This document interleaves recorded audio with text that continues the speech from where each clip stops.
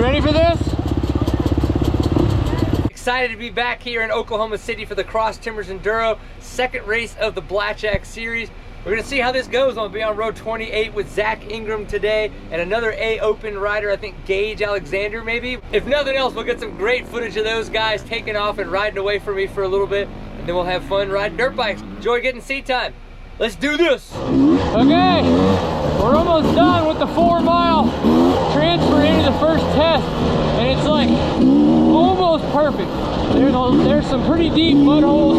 Well, there's some mud holes. You can't tell how deep they really are. They seem to be okay, but it's just cold enough that I really don't want to get wet right now, so I'm kind of taking it easy.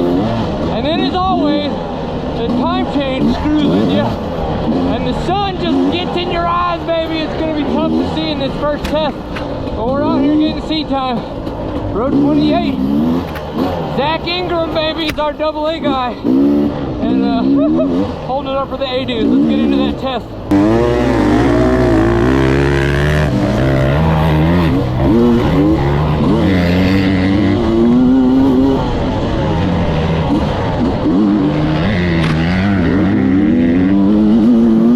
The Cross Timbers Enduro is held at Lake Stanley Draper, which is essentially Oklahoma City. It's pretty cool that these OHV trails exist so close to the city. I will say that these trails are pretty clapped out. They haven't changed much over the years, so the exposed roots and braking bumps are deep and jarring. The dirt, though, was at an all-time high due to a lot of rain received the week before the race.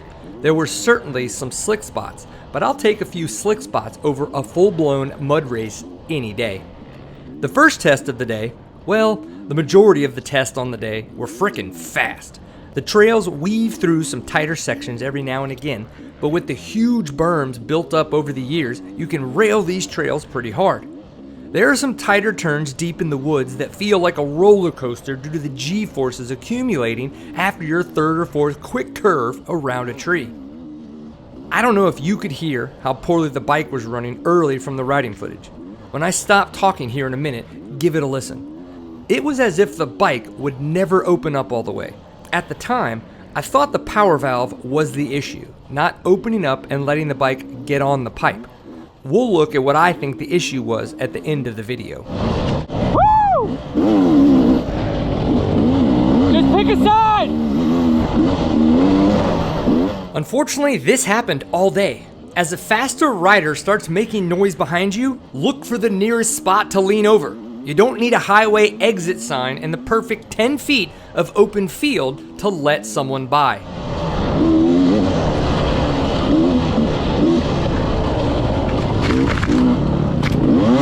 Woo! Thanks, guys. Hell yeah, that was bitching. Now we gotta figure out what's wrong with the bike. Expect adversity. There is no perfect trail, perfect berm, or perfect circumstance. As dirt bikers, we need to expect that the trail and conditions are ever evolving. We need to know that anything can go wrong at any time.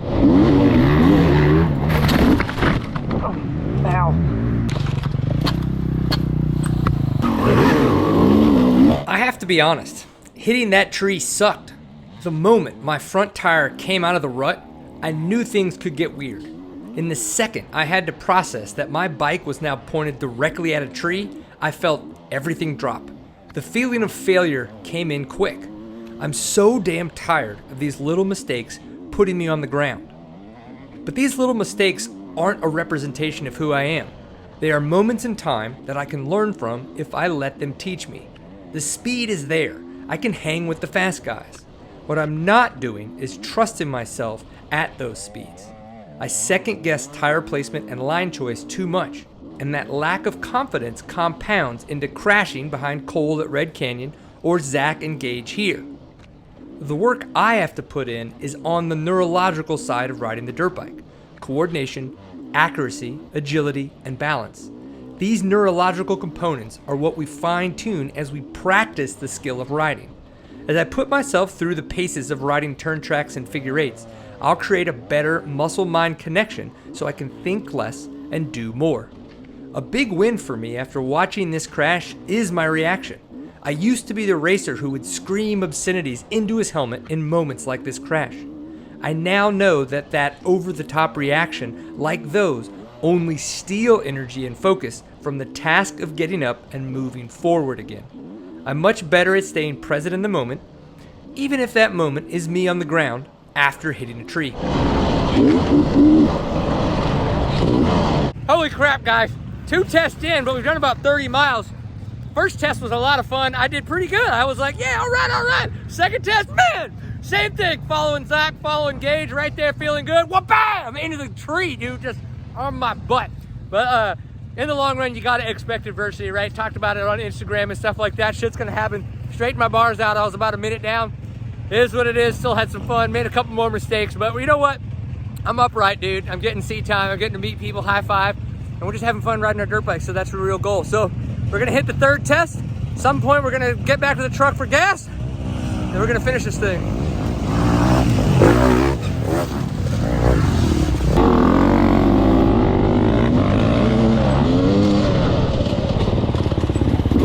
I have no idea what happened to Gage there. It looked a bit like his rear tire slid, causing some front tire redirection. I'm glad he didn't just drop in on me though. Test 3 was a lot of the same from earlier, but it's a chance to listen to the bike. It gets really raspy when I'm trying to go full throttle. It's as if it would never clean out. What are your thoughts?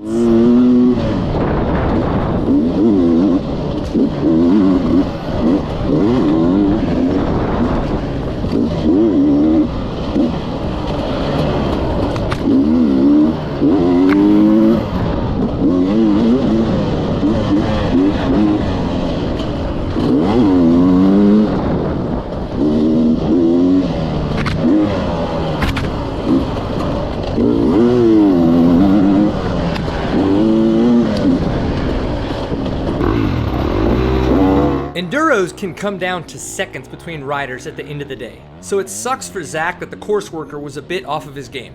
Luckily, the grass track was fun, and you get to enjoy some high-speed shenanigans.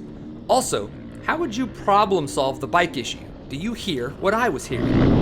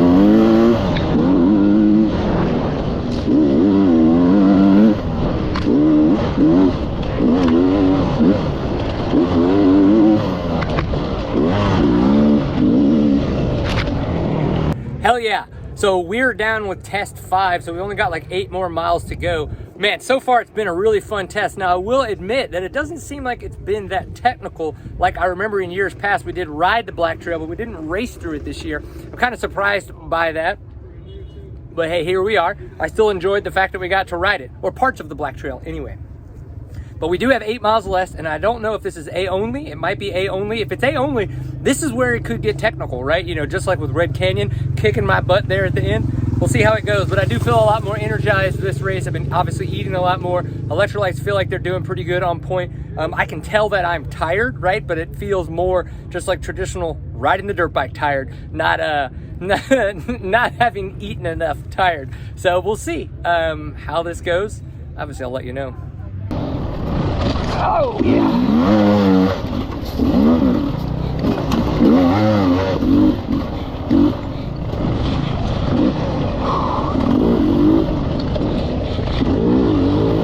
You're okay. Lock it in.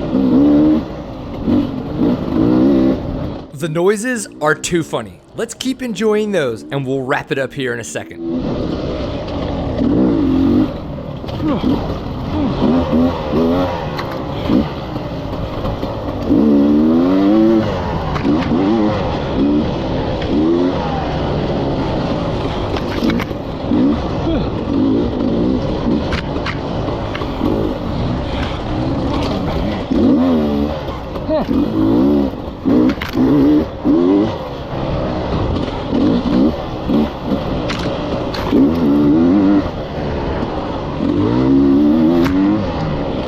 As enduro racers, we thrive on the unknown and unknowable.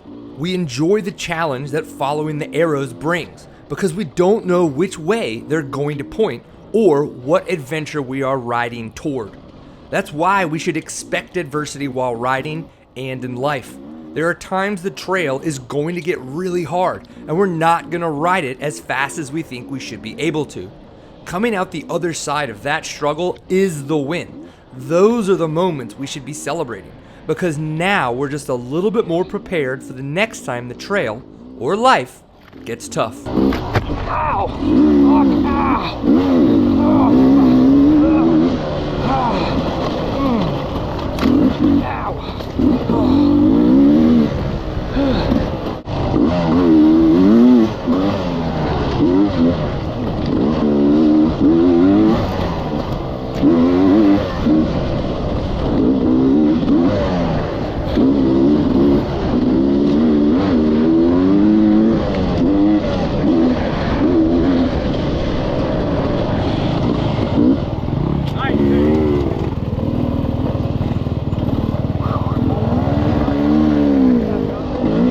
This plastic collar keeps the throttle cable in the slide. You can see it looks quite mangled. I have no idea how that happened, but here we are. I believe the throttle cable wasn't pulling the slide fully open during the race. I've replaced it and we'll see how it performs this weekend at the White Rock Enduro. Thanks for watching. Make sure you check out the utility can caddy and our latest shirt, Keep Endurance in Enduro, in the shop. Enjoy getting seat time, and if we don't see you on the trail, we'll see you on the internet. Peace! Well, shit, yeah, that was fun.